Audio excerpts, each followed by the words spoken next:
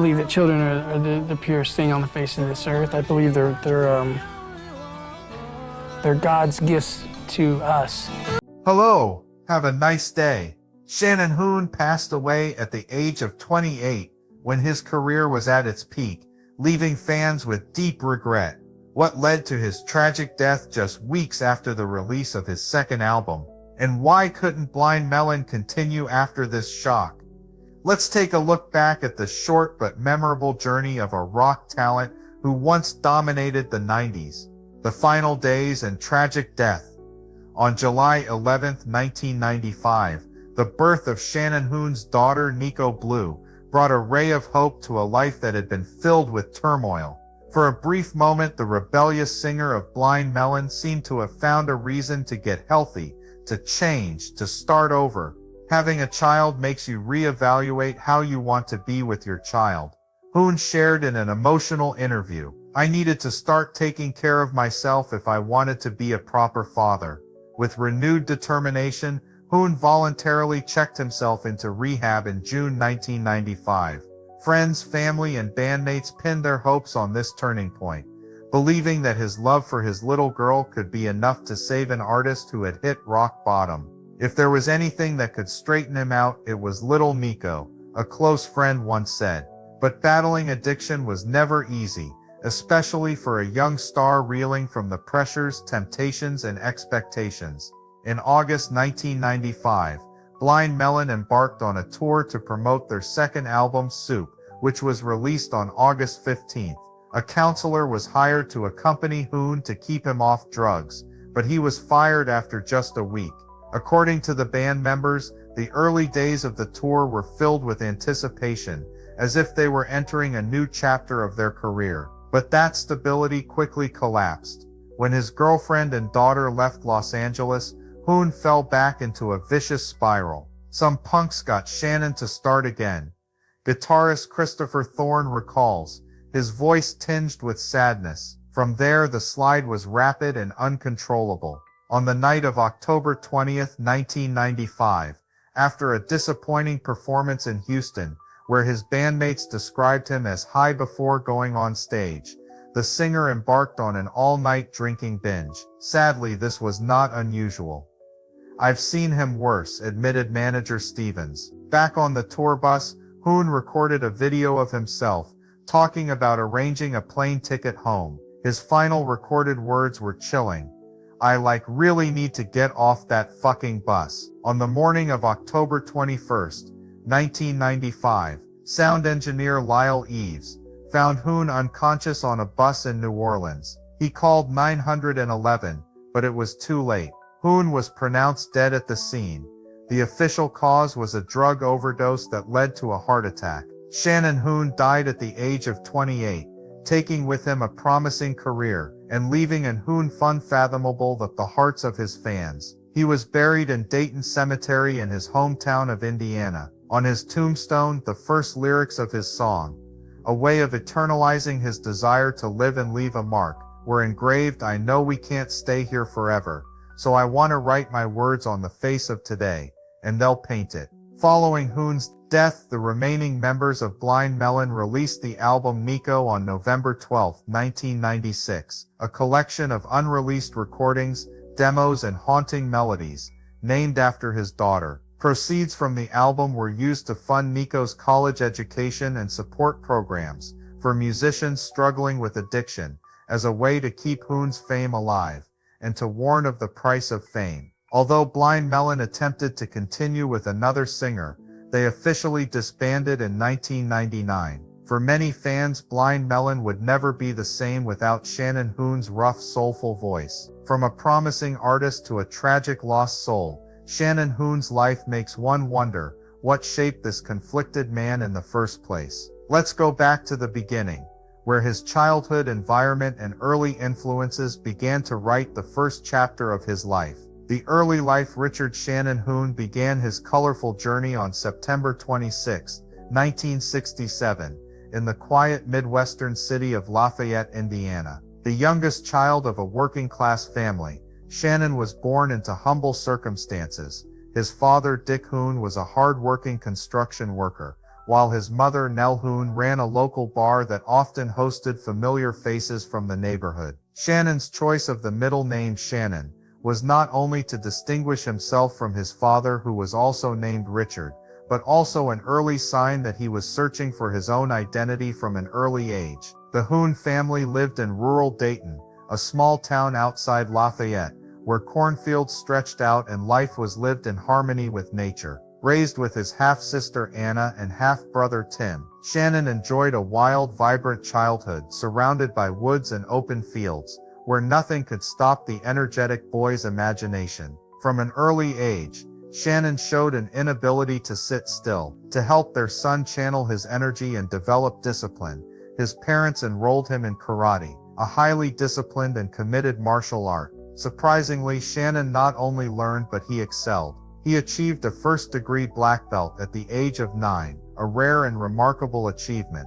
His family regularly took him on trips to 7 different states to participate in karate tournaments, big and small. Shannon took home the trophy every time he competed, not only because of his skills, but also because of the fierce competitive spirit that had been ingrained in him from an early age. While at McCutcheon High School, Shannon continued to excel both physically and socially. He was an all-around athlete, earning 9 varsity letters in 3 sports: football, wrestling, and especially track and field, where he excelled in the pole vault. These accomplishments were not simply about scores or titles, but also a testament to his will and burning desire to win. Shannon didn't limit himself to sports, however. He participated in school musicals, cheerleading, and even the Oyster team, a popular card game in the Midwest. His wit and good looks quickly made him a favorite. He was voted class flirt and trendsetter, though he was never considered most musically gifted. Shannon later recalled with a half-smile, "I was an athlete," he said. "I couldn't play pinball without beating someone." After graduating from high school in 1985, Shannon spent a few years trying to find his bearings. His real breakthrough came in February 1988, when he joined a local band called Stiff Kitten, which covered popular glam metal songs of the time. As lead vocalist, Shannon quickly became the soul of the band. The other members included guitarist Michael Kelsey, bassist Brian Bundy, and drummer Barry Koch, all veterans of the area. Despite being a newbie to the music scene, Shannon immediately attracted attention. Shannon had that aura, the band's manager, who once told the Journal and Courier, told the magazine, "You looked at him and knew he was impossible to ignore. He had that star quality. You couldn't take your eyes off him because you didn't know what was going to happen." It was during his early days with Stiff Kitten that Shannon wrote his first original piece of music, a song called Change. This song was not only his first composition, but also one of the most important artistic statements of his career. According to friends and relatives, Shannon wrote Change after a 3-day drug binge, a moment of crisis, but also a moment of self-awakening. The lyrics of Change are not simply lamentations, but contain a desire for transformation and a spirit of resilience. The famous line, "I know we can't stay here forever, so I want to write my words on the face of today, and they'll paint it," was later engraved on Shannon's tombstone as a timeless message. His mother Nell was particularly fond of this song. Every time he sang, she listened quietly, as if sensing the depth of her son's soul, and the depth of his soul that not everyone could see behind his impulsive exterior. In the spring of 1990, as his troubles and run-ins with the local law began to mount, Shannon knew he needed a fresh start.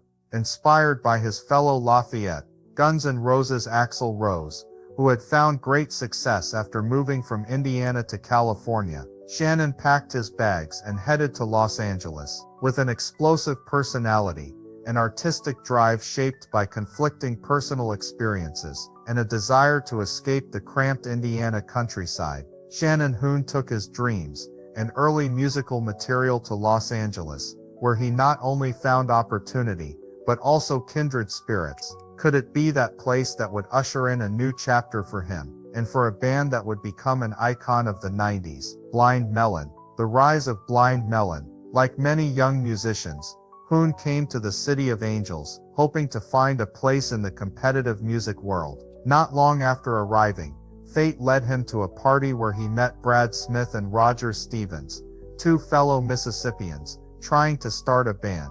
Hoon sang his original song Change, in an acoustic style, and within a few notes, Smith and Stevens knew they had found the lead singer they had been looking for. The meeting was not a coincidence, but the beginning of a tumultuous musical journey. Later, Christopher Thorne from Pennsylvania and Glenn Graham from Mississippi were invited to join, completing the five-piece Blind Melon lineup. Despite coming from different states, they quickly found common ground in their music, a blend of classic rock, folk, and instinctive improvisation. However, not everything was smooth sailing from the start. Stevens later recalled that Hoon was loud and impulsive, to the point that in their early days living together in Stevens' makeshift apartment, the two nearly came to blows over a smile. But it was those strong personalities that created a unique chemistry, at once conflicting and cohesive, for making honest, emotionally rich music. It didn't take Blind Melon long to take their first steps professionally. In 1991, they recorded a 4-song demo called The Goodfoot Workshop. While they were trying to find their way into the public eye, an unexpected connection gave them a big boost. Shannon Hoon was close friends with Guns N' Roses frontman Axl Rose. As a result, Hoon was invited to contribute backing vocals on hits like Don't Cry, which not only increased his visibility, but also helped the group catch the eye of several music executives. One of the most impressed was Tim Devine of Capitol Records. After hearing the demo and seeing the group's potential, he signed Blind Melon to a $500,000 contract, an impressive sum for a group that had yet to release an album. Blind Melon's debut album, released in September 1992, initially received only modest attention, but that all changed in the summer of 1993, when the song No Rain was released as a single and accompanied by a video. The clip depicted a young girl in a yellow bee costume, Bee Girl being ostracized, and finally finding her community, a touching metaphor for difference and self-acceptance. Bee Girl, played by Heather DeLoach, became an instant icon, and the video became one of the most played on MTV that year. The song itself touched the hearts of millions,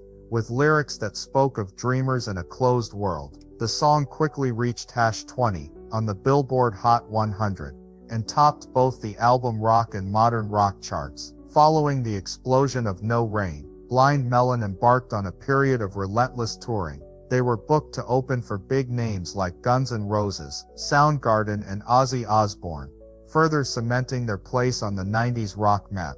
The band also played major festivals, like Lollapalooza and Woodstock '94, where they proved that their success was more than just a hit.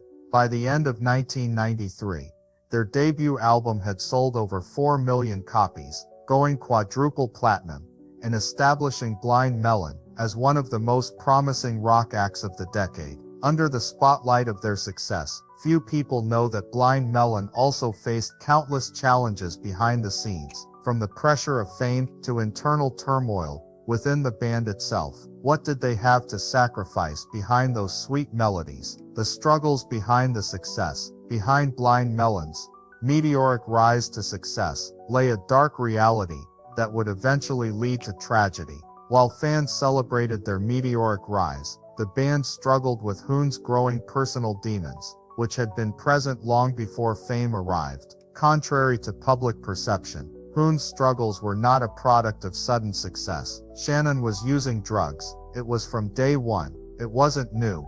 Guitarist Roger Stevens explained. I mean, he went through phases. He was always up for anything. His bandmates described him as Mr. Extreme and a professional partygoer, who would often go on until the early hours of the morning. During Blind Melon's peak years, Hoon's behavior repeatedly made headlines, for all the wrong reasons. In October 1993, he faced charges of indecent exposure and nudity, after stripping and urinating on fans during a concert in Vancouver. When he returned to the venue months later, he greeted the audience with the words, "Hello Vancouver. Long time no see." Furthermore, in February 1994, he was charged with assaulting a security guard during the taping of the American Music Awards. The band made several attempts to address Hoon's addiction problems. though they were unsuccessful. We tried to address it, get him into treatment a couple of times and stuff like that. We did an intervention once, and he wouldn't come. It was epic, Stevens recalled. At various points, Hoon entered rehab facilities, including the Betty Ford Clinic. Before his appearance at Woodstock 94, Hoon's substance abuse had a significant impact on his stage presence, sometimes creating memorable moments, other times disastrous ones. At Woodstock 94, he performed in his girlfriend's white dress, while reportedly high on drugs. That was the great thing about him. He would never give you that old stuff, drummer Glenn Graham recalled. By contrast, his final performance in Houston on October 20, 1995, was described by band members as terrible and sloppy due to his intoxicated state. Just hours after that performance, Hoon died of a drug overdose. But when the stage lights went down and the cheers died down, what happened backstage with Blind Melon and Shannon Hoon in particular? Internal struggles, substance abuse and uncontrollable behavior gradually pushed the band down a slippery slope. Could the tragedy of 1995 have been avoided if Hoon had received timely help? Please share your thoughts in the comments section below. We would love to hear from you. And don't forget to like the video and subscribe to the channel for more interesting updates.